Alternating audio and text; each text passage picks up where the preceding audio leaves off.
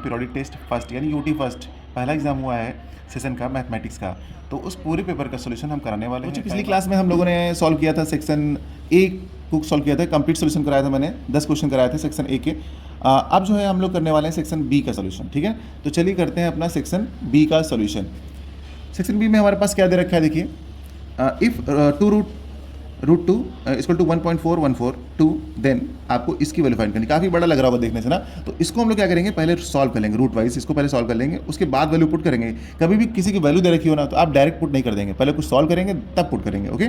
अच्छा, तो चलिए शुरू करते हैं। तो यहाँ पर क्या है, देखिए, इसको लिख दीजिए, पहला रूट बड़ा सा है ना, लगा दीजिए। अंदर क्या लिखा हुआ, अंदर लिखा हुआ है आपका √2 -1 और अपॉन में क्या लिखा हुआ, √2 और ये +1।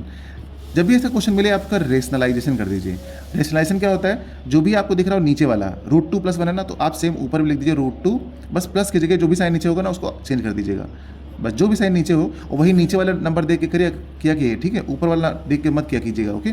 तो यहाँ पर √2 -1, अब इस पूरे को इसके अंदर कर दीजिए।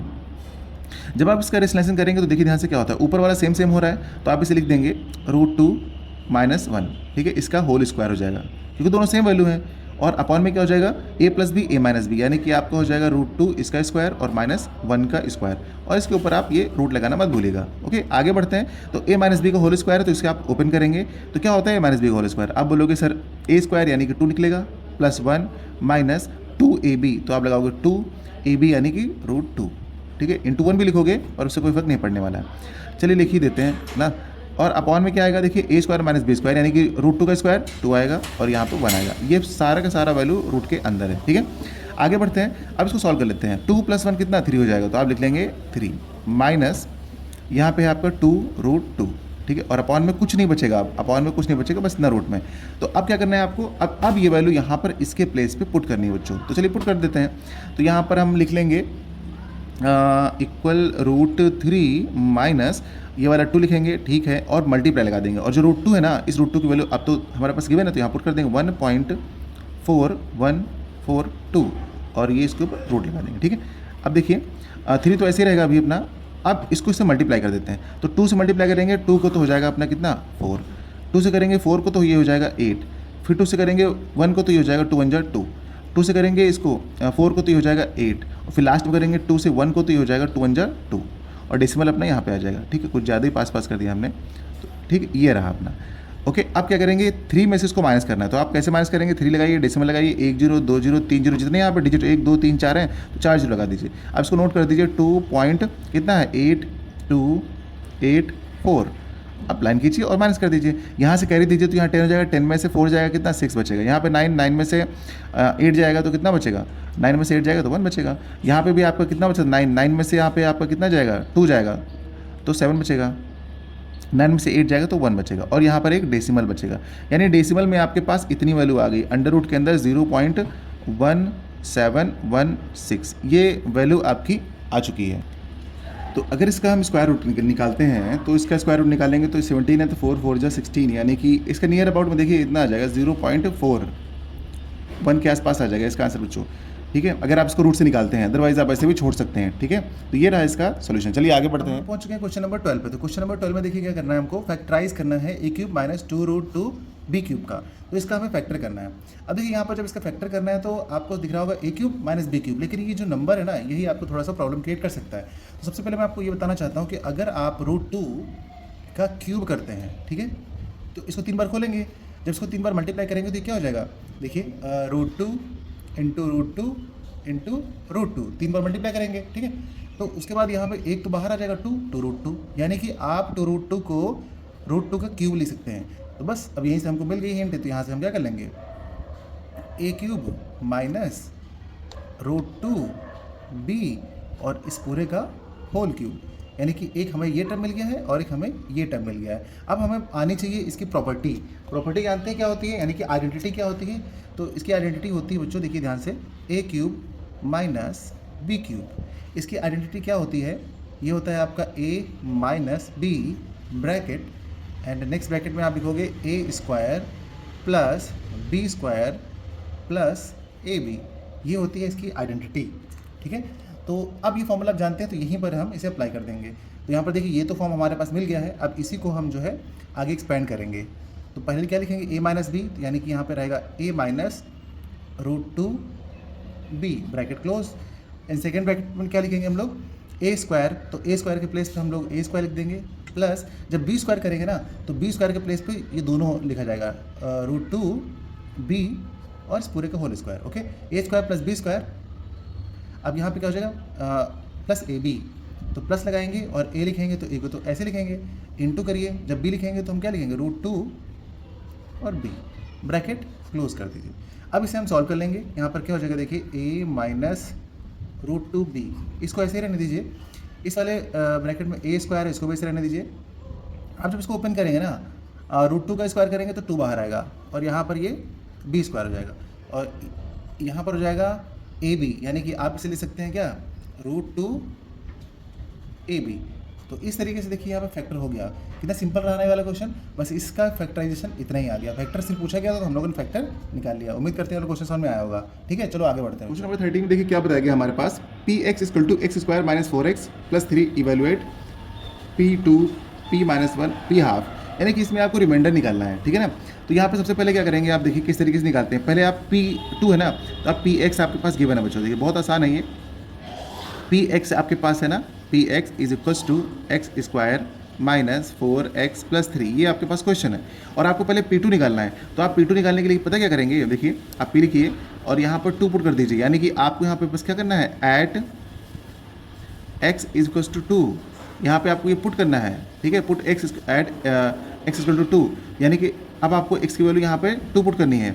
तो आप देखिए जहाँ जहाँ x है वहाँ वहाँ 2 पुट कर दीजिए। तो यहाँ पे 2 पुट करेंगे तो कितना आएगा, इसका स्क्वायर कर दीजिए माइनस 4 इंटू एक्स के प्लेस पे 2 और प्लस का 3, इसको आप सॉल्व करेंगे तो क्या आएगा, देखिए ये 3 है, इसको करेंगे तो 4 आएगा, ये करेंगे तो माइनस का 8 हो जाएगा और ये प्लस का 3 है। तो यहाँ पे क्या करेंगे 4 3 7 और 7 में से 8 जाएगा, यानी कि ये वैल्यू बची आपकी माइनस की 1, यानी P जो 2 है वो -1 निकल के आ गया। ठीक है, ये P2 -1 निकल के आ गया।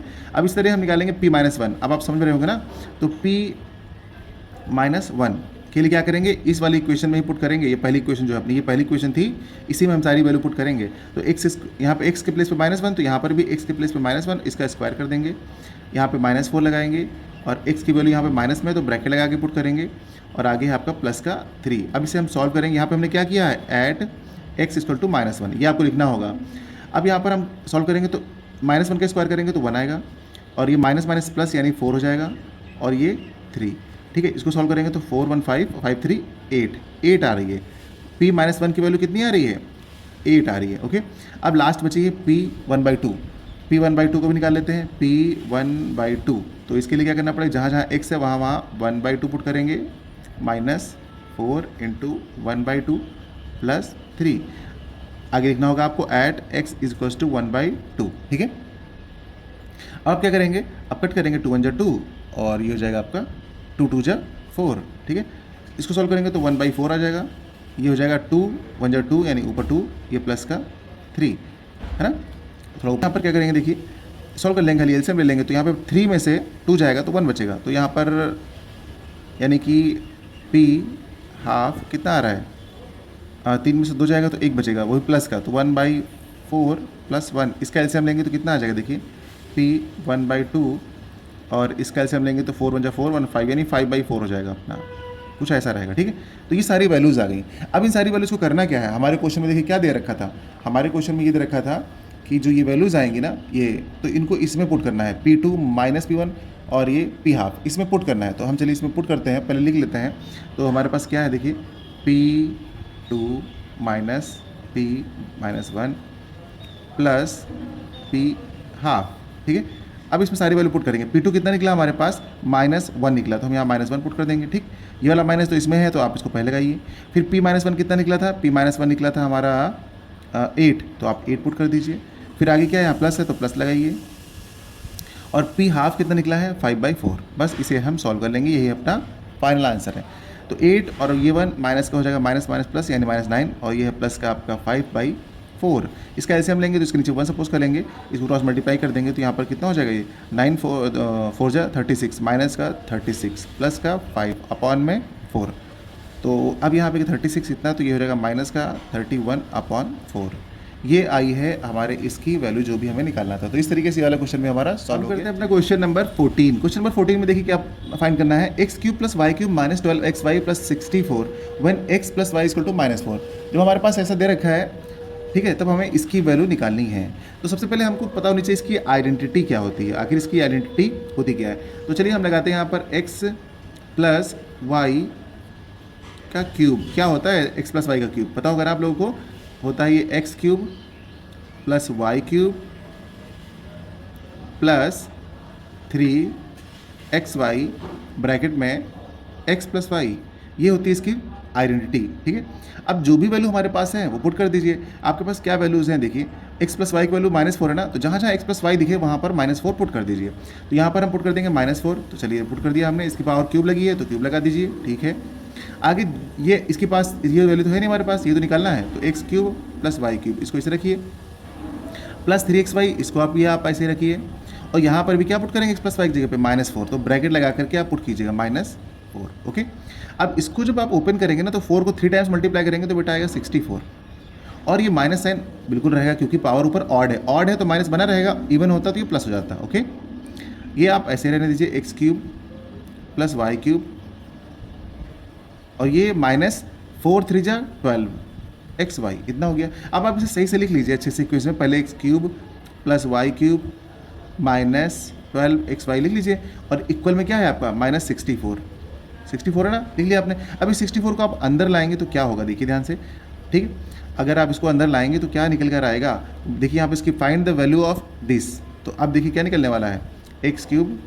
प्लस वाई क्यूब -12xy, इसको अंदर लाएंगे तो प्लस का 64 हो जाएगा, और इसकी वैल्यू आ रही है बच्चों 0 आ रही है इसकी वैल्यू, मतलब इसकी वैल्यू 0 आ रही है, यही है आपका आंसर। तो इतना करके दिखाना पड़ेगा आप लोगों को। ठीक है, उम्मीद करते हैं समझ में आ गया होगा आप लोगों को। चलिए बढ़ते हैं, अगला क्वेश्चन है हमारा 15 नंबर का क्वेश्चन है, और देख रहे हैं ये वाली आइडेंटिटी कितना ज़्यादा यूज़ हो रही है, जो मैंने आपको बताया था बहुत ज़्यादा यूज़ हो रही है। यहाँ पर भी यही करेंगे, तो यहाँ पर देखिए सबसे पहले इसकी प्रॉपर्टी लिख लेते हैं।